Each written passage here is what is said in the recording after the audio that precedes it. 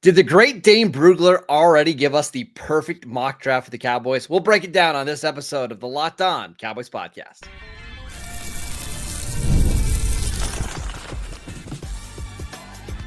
You are Locked On Cowboys, your daily Dallas Cowboys podcast. Part of the Locked On Podcast Network, your team every day.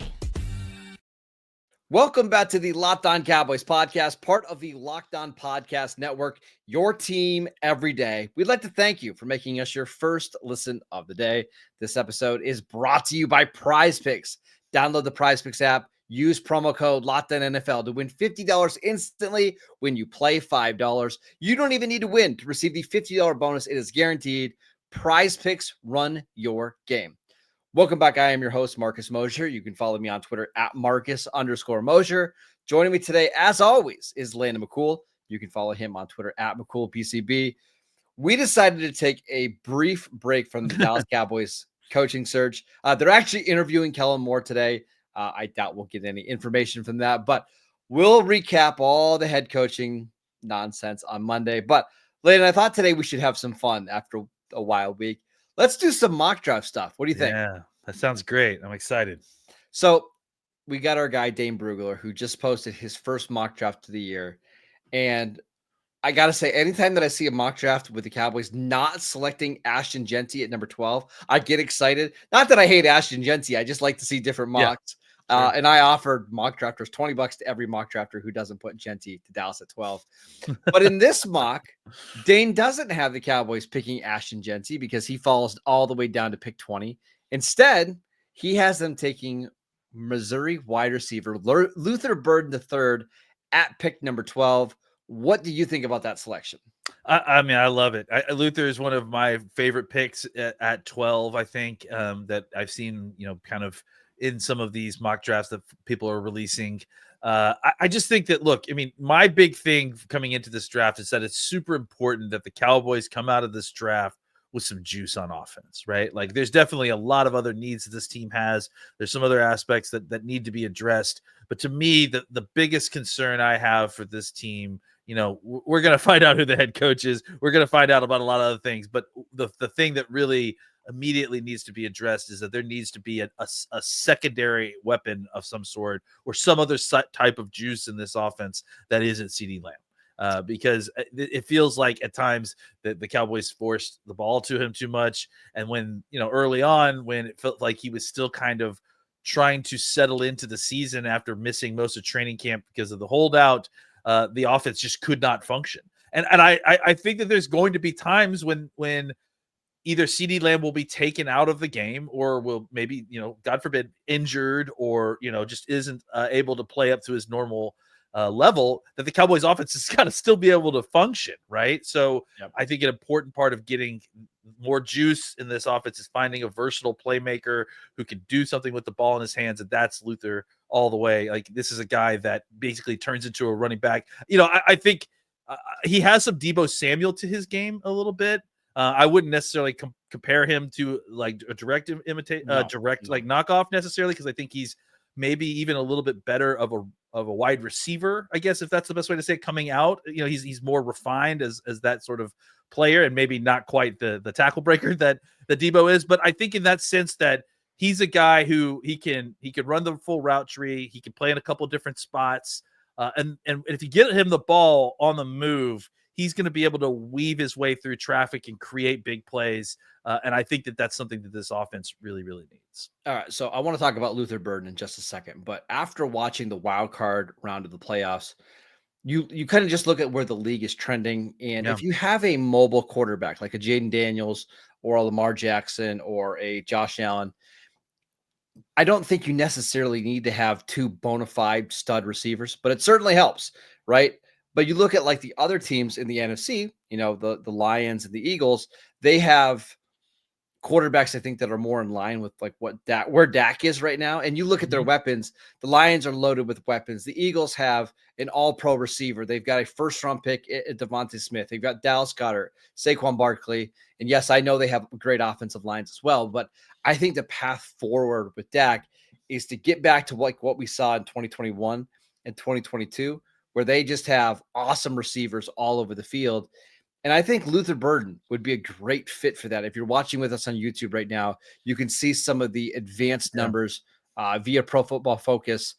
87th percentile yards after catch per reception, 94th percentile separation percentage, 92nd percentile single coverage grade. Like, that's what I'm looking for. Does a guy get open consistently, and does he make plays after the catch consistently? That's Luther Burden. And I know there's some concerns about, hey, maybe he's a slot guy in the NFL. I don't care. Like, figure it out with him and CeeDee Lamb. He is a playmaker. He'd be one of my favorite picks in this draft. Yeah, and I don't think he's only a slot guy. I think he can play on the Z without a problem. I mean, maybe you don't want to play him at the X regularly, but I think he could be a Z slot guy that you move around opposite of CD, and you'll be able to find a way to get this guy on the field. He's just so talented that I don't think that there's going to be a problem. I do want to point out the single coverage stat here, and I think that that's really super important because what we're talking about is a guy that is going to be facing a lot of single coverage because of the attention that CeeDee Lamb's going to be drawing from it. And frankly, that has been a lot of the issue, is that this is what's happening in our offense already, is that CD is drawing the double coverage. He's providing for the other receivers, and they're not able to eat. Like that's the thing, is that you are being provided a situation where you're getting single coverage. You need to be able to consistently win in order for the offense to move. And if you aren't, then we see what happens. The 2024 Dallas Cowboys offense is what happens. So I think getting more people that can win in single coverage situations that are provided by CeeDee Lamb, that is going to provide a lot more big plays and a lot more kind of steady progress for an offense that, it looked like, especially early on when Dak was healthy and CD was still kind of figuring things out, that it was still trying to figure out how to move the ball if CeeDee Lamb wasn't making an amazing catch down the field. And we're going to do a deeper dive on Luther Burden when we get a little bit closer to the draft. But the way that I'm viewing this offseason, Landon, is I feel like the offense needs stars and the defense needs depth. And if you look at this draft class, and again, we're fairly early, but I've done a lot of the work on receivers. It gets really shallow at receiver, even like at the end of the first round. Like, the Cowboys don't need another second or third round receiver that's on the same caliber as Jalen Tolbert and Brandon Cooks and Jonathan Mingo. What they need is a stud that they can run their offense through in any single week. And again, we've seen teams like Minnesota where, hey, they're just going to do everything they can to take away Justin Jefferson. So they need Jordan Addison to have a monster game. And more often than not, he does. I think Luther Burden can do that. I mean, he's not small. He's 5'11", 208 pounds, and he's going to run in the 4.3s. Like, that's the type of guy that you want to get paired with CeeDee Lamb for the next however many years. Yeah, and I think, if you look at the depth chart of the Cowboys wide receiver room right now, it's like you've got CeeDee Lamb at the top, and then you've got this collection of like 6 guys who are all kind of wide receiver 3, wide receiver 4 types that you're hoping, maybe 2 or 3 guys like break out during the offseason and have a great offseason, come in with training camp and show you something. But none of them are really candidates necessarily at this point to be wide receiver 2. I mean, Cooks is kind of technically a free agent, right? So I don't expect him to be back. We don't necessarily expect him to be back. I think we can't rely on Tolbert at this point. I mean, we've seen him have. I think he's a good player, but he's not a wide receiver 2. I think so, right? Like we've seen him have back-to-back really solid training camps, but not really like transcribe that into being a wide receiver 2 during the regular season. I think he could be part of a good rotation of guys that could provide as wide receiver 3, but it's clear that the Cowboys need that secondary target either at wide receiver or potentially at another positions as well. But I do think that Burton is a guy that's an easy plug and play second target for this offense and could really provide a spark in the passing game. And I think like his best NFL comp is like DJ Moore, and you're probably getting like that level of receiver, like one of these bigger bodied receivers. Because when we say slot guys, I think a lot of people assume, oh, he's 180 pounds. But I think in terms of like impact, he could be like a Zay Flowers, who was a late first round pick in the 2022 draft, where he can run all the routes. He gives you juice on offense. Now, he's not going to win in like contested catch situations. And as his career goes on, I think you're going to have to maybe manufacture touches a little bit early on, but I think he'll get there. But I think somebody like that just gives you instant offense when you desperately need it. Yeah, and look, the Cowboys don't have a ton of guys outside of Turpin that like you could just throw a swing pass to a screen to, and he could break it open, right? So having another guy like that's just dangerous with the ball in his hands, but also a viable route runner. I think that's something that the Cowboys could use. And I'll just add this too. I think a lot of times we kind of pigeonhole these guys into being slot guys because they played that in college. And often what happens is that the college teams put him in the slot because that's the easiest way to get them the ball, right? That doesn't necessarily mean they can't play outside. It's just, hey, we're desperate to get this guy the ball. This is how we have to do it. You and I were talking last night about his production dropping this year. He played a lot in the slot because the quarterback play was so bad, but he still caught 8 of the 14 passing touchdowns that they had last year. So you're right. A lot of times teams are just moving their best receiver in the slot because that's just the best way to get them the football. One of the reasons why we like this mock so much isn't just because of Luther Burden in round 1, although we're thrilled with that. It's because of who they got in round 2, thanks to Dane Brugler. We'll break it down next. This episode is brought to you by PrizePicks. It's playoff time, and if you're like me, you want to make the most of the final weeks of football action, and that's where PrizePicks comes in. If you love football and want a chance to win real money while watching the games, PrizePicks is the place for you. It is the best way to turn your sports opinions into cash with daily fantasy player projections. With PrizePicks, you simply pick more or less on player stats like total passing yards or rushing touchdowns for a shot to win up to 1,000 times your money. You can make your picks in less than 60 seconds, whether you're looking for a flex play to boost your payout or just want to cash out quickly. PrizePicks has got you covered. And with over 10 million members in billions in winnings, it's clear that people are loving this platform. And here's a special offer for Locked On Cowboy listeners. Download the app today. Use promo code LOCKEDONNFL to get $50 instantly after you play your first $5 lineup. Again, download the app today. Use promo code LOCKEDONNFL to get $50 instantly after you play your first $5 lineup. PrizePicks, run your game. Welcome back to the Locked On Cowboys podcast. We'd like to thank you for making us your first listen of the day. Later, let's dive into round 2 of this mock draft from Dane Brugler. So the Cowboys got their wide receiver 2 in round 1. In round 2, they grabbed their running back, TreVeyon Henderson, running back from Ohio State. Before we even get to him, I want to mention some of the guys that Dane had the Cowboys passing on. You had Harold Phelan Jr., the tight end from Bowling Green, the most productive tight end in college football history. You had Deion Walker, the defensive tackle from Kentucky, who was about 340 pounds. Maxwell Harrison, a really good corner from Kentucky that they passed on. Josiah Stewart, an edge. Jihad Campbell, one of my favorite players at linebacker. Do you agree with the decision to pass on some of those guys in favor of a running back? Listen, yes, because of who the running back is, and we'll get into that in just a second. But I do think it's an interesting thing to look into, and I'll even throw in that Ty Warren was available and ended up getting picked at 14, 2 spots after the Cowboys as well. I think that it would be still. Let me be clear. I love this mock draft. This may be one of my favorite mock drafts that Dane has ever done for the Cowboys. Honestly, I would be equally thrilled if you swapped out Burton, who I love, with Ty Warren. I would be probably equally thrilled if they had swapped out Henderson for I'm forgetting Fannon's name. Harold Fannin, for Fannin. Bowling Green tight end is incredible. Both of these guys, I think, fit the bill for the type of playmakers that the Cowboys need to add to their offense in a way that maybe other tight ends that they've had in the past or have come out in the past don't. I think this is a very kind of different tight end class, right? Where you have not as many maybe well-rounded guys, though I think there are a couple of other guys. The Michigan kid seems a little bit more well-rounded. Colson Loveland.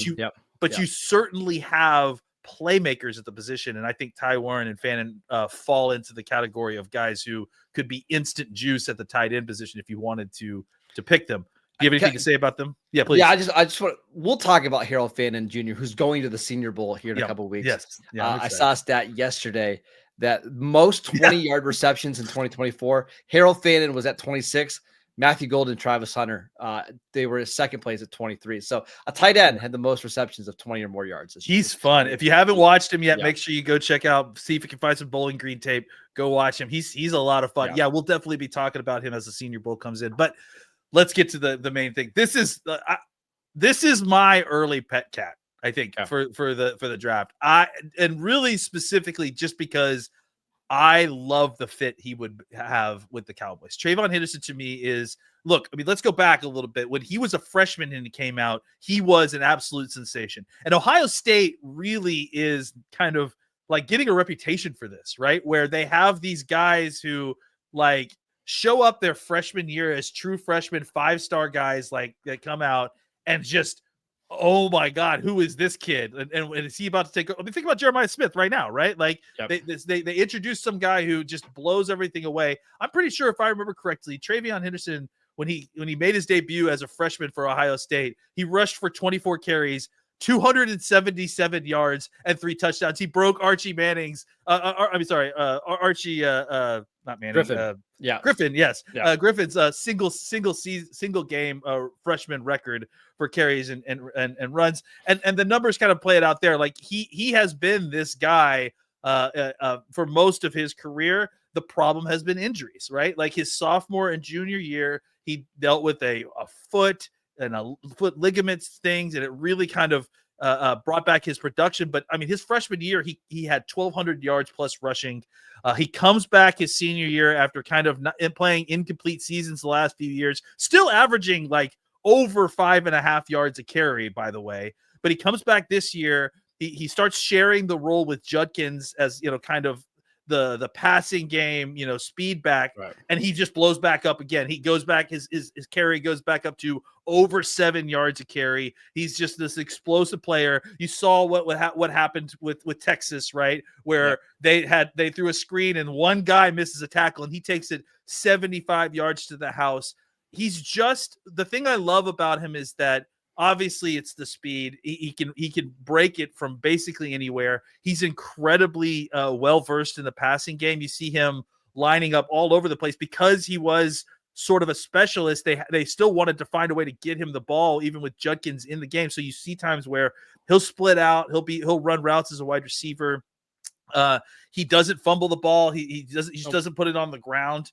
And he's just, a guy that it feels like the downside, the weakness there is overexposure. Like it's that you just don't want to give him so many carries that he's risking injury again. So to me, you pair this guy with Rico Dowdle, man, you have got something in the backfield. And I really do think that that's kind of what made my eyes go saucer, right? Is like thinking about this guy, watching him and what he can do and pairing his skill set with a guy like Rico Dowdle. I think you would have a fantastic backfield that could really do some damage. My thoughts on drafting running backs early, but this is like the sweet spot, right? This is where you're not spending your first round pick, but you're getting the great blend of, okay, it's a day 2 pick and you're getting a supremely talented player that has performed on the biggest stage. We're going to watch him here on Monday play the national championship game. And he's going to be one of the best players on the field. So, yeah, I love TreVeyon Henderson. Again, if you're watching with us on YouTube right now, you'll see some of the advanced numbers this year via PFF. 96th percentile rushing grade, 95th percentile yards after contact per attempt, 99th percentile gap grade, 100 percentile fumble rate, has not fumbled yet this year. He just checks every box, right? Like he can run in gap. He can make plays after contacts. He's a home run hitter. We saw that in the Texas game. They ran a screen for him right before halftime, and everybody else in Texas's defense seemed like they were moving in slow motion. So, yeah, like if you want to draft a running back, this is a spot. Bring somebody in free agency, whether it's Rico Dowdle or a similar, caliber of back. And that's how we rebuild this offense. You draft Burden and Henderson. Yeah. Now we're talking about instantly adding a lot of juice to an offense that desperately needs it. Yeah, I mean, I think that's it, right? You said it, is that if you got both of these guys, suddenly not only is juice not a problem, you have a juicy team, right? Like you've got 3 guys who really, we'll see how Turpin develops. You may have up to 4 guys that really can bring a lot of juice to this offense. And juice doesn't necessarily mean like oh, we're throwing the ball all over No. the yard down the field. It means, hey, I can hit this guy on a crossing route and he can take it upfield and on his own for another 30 to 45 yards. Like, I just think having more guys who can create with the ball in their hands is going to be so helpful in taking a lot of the stress off of Dak Prescott, off of CeeDee Lamb, and for them not to have to put in Herculean efforts to convert third downs because you couldn't get anything on first and second. So, I think, look, it's I love Henderson just in a vacuum. I think, if you're going to draft running backs, in the top, in the second round, I'm not even going to say the first round. If you're going to draft a running back in the second round, make sure you're getting a guy that's got like this kind of speed. I think he ran like a 10-900 meter dash in high school. Like, this guy is a legitimate speedster. I think these are the kind of guys you get. These are the kind of guys that you draft high for running backs because they have a unique skill set. You can find the bruiser type. We've already found our bruiser type in Rico. So if they can re-sign Rico and then get a guy like this who can provide some more juice to the backfield position, I think the Cowboys will be cooking with gas at that point. I want to talk a little bit more about the college football playoffs, which will be happening on Monday. Let's get to that next. Yeah. This episode is brought to you by Intuit TurboTax.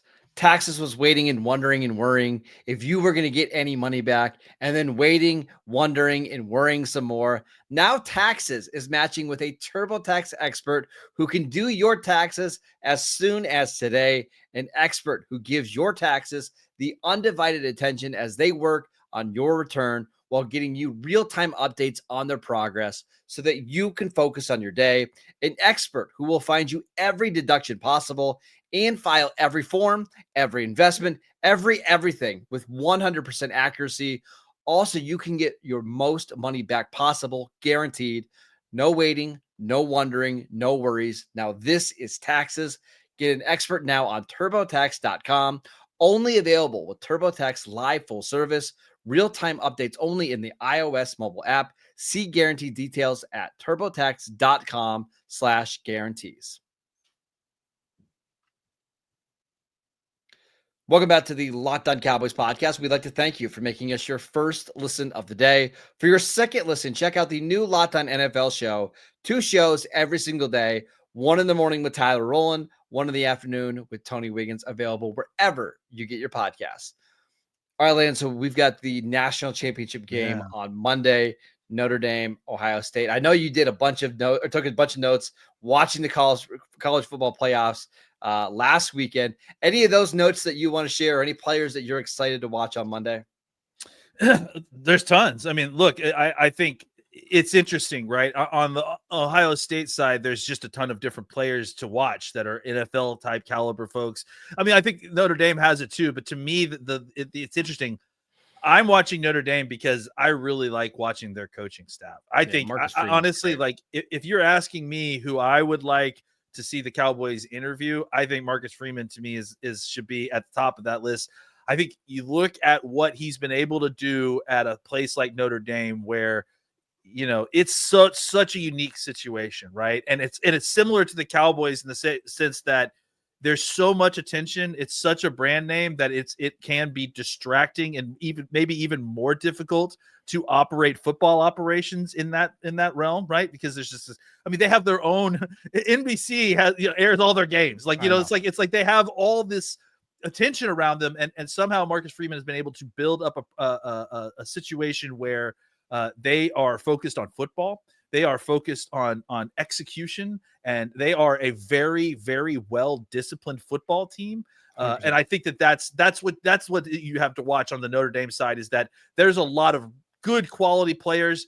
They're probably top end college players, if that makes sense, not necessarily NFL prospects. I'm looking at you, Riley, specifically, but I think that really there are a lot of great kind of coaching aspects to watch on the Notre Dame side. And then Ohio State, look, you're going to be looking at the Tyleik Williams, right? The guys that, maybe fall to you in the second round, that if you're looking for a big body nose tackle in the middle, man, this is your guy. You're looking at the the edge rushers, right? And yeah. the entire defensive line of Ohio State really is just worth paying attention to, even if they aren't eligible this year. I think they have an under tackle who's an underclassman, if I'm not mistaken. Look, they will be out in 2026, so it's good to get eyes on them. I think for Notre Dame, Xavier Watts, right, is a guy to kind safety, of keep great player. Someone that the Cowboys may have some interest in. If he's a little bit undersized, if I'm not mistaken. I think he's just a shade under 6 feet. But he's a guy that's definitely going to be worth keeping an eye on. Just an incredible player. Again, I think he plays with the kind of discipline. I mean, he really is a kind of embodiment of Freeman and his coaching style. Like just a guy who sees it all. I would almost describe him as a Saban type defensive back, where he's just very heady, very smart, and kind of just anticipates very well. He's going to be a fun guy to watch. But by the way, do you know how many interceptions Watts has over the last 2 years? Just guess. 5? 13. 13? That's shocking. Really? Yeah, 13 interceptions over the last 2 years, 15 total takeaways. He has unbelievable ball skills. Yeah. So I wouldn't be surprised to see him make some big plays. 7 interceptions in 2023, 6 in 2024. I'm sorry. You said last few years. Oh, okay. I was like, I thought you said he had 13 this year. I was like, no, last 2 years. Yeah, sorry, last 2 cool. years. 13 interceptions over the last 2 years, 15 total takeaways. He's somebody I'm keeping an eye on. Then one more for me. Yeah. Emeka Egbuka. I wonder. Part of me thinks he's gonna like be drafted like in the late teens or early 20s, but he's been so good in this college football run that I just wonder if with another really good game in a weaker wide receiver class, and frankly, so many teams that need wide receivers, if you don't see him going like 14, 15, 16. And again, that might be in the range where like, okay, hey, Dallas doesn't love who's at 12 or trading back to 17. You still get your wide receiver 2 in Egbuka, somebody that I'm really interested to see in a spotlight again. Yeah, a guy, again, another one of these Ohio State players who is a skill-based player, not necessarily a crazy athlete type, right? That will probably get underdrafted because he isn't as flashy as his teammate, right? I do think we can't leave without talking about the Jeremiahs. Yeah, I mean, if you just want to watch the number 1 pick here in a couple of years, go ahead. Both of them. Well, both of them. Like, first of all, Jeremiah Smith, I think, is a guy that, is probably, like I said last week, maybe the most talented player in all of college football, right? And if he isn't the most talented player, there's a guy who plays running back for Notre Dame who is pretty dang talented too, who I think will be out probably next year, right? And Jeremiah Love, who has been someone we've been watching for a little while. Somebody said Adrian Peterson's name the other day, and I was like, yeah, I can see it a little bit. Like he's that kind of talented. Like it's ridiculous. We're obviously talking about Genty and him being the best running back in college football. Obviously, he had the best year, but I think that Love is probably the best looking running back I've seen in college football in several years. He's very, very talented. All right, that is it for today's show. We want to thank you for making Locked On Cowboys your first listen every single day. Go check out the channel on YouTube. We are free and available on all platforms. Follow Landon on Twitter at McCoolBCB. I'm at Marcus_Mosier. Enjoy the NFL playoffs. We got some great divisional round matchups, and we will see you right back here on Monday.